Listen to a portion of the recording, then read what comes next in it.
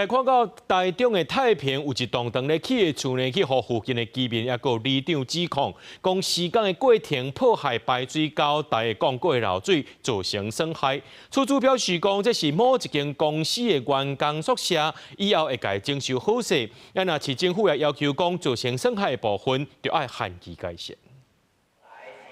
这栋白色新起的大楼门口的排水沟中心的施工，地下管线水一直流出来，下底已经积水。这栋大楼伫台中市太平区中边高街内底，当地民众甲里长指控讲，车路的沟仔去互工程破坏，漏水恐惊会造成地层下陷。原底是5楼的主体所起到8楼，甚至附近徛过的壁甲杂货坪，拢因为安尼受损，受到真大的争议。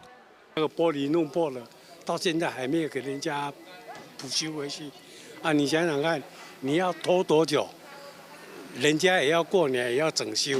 咱的前侧沟以及咱后壁面迄个叫做水利排水沟两个所在拢漏水非常严重。原本挂的是挂起5楼，但是咱即摆现场所看几层楼，真的有的讲算8楼，有的算9楼。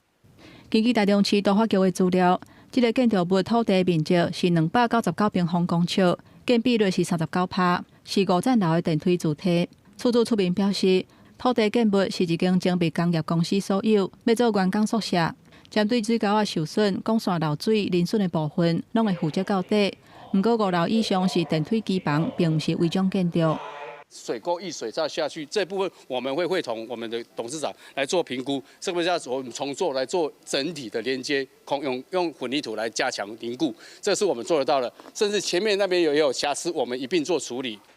台中市府表示，5楼以上的部分并无违法，不过水沟仔甲地下管线施工并无申请，后续会要求复原，垃圾水漏水会要求限期改善，后续才会发使用的执照。记者综合报道。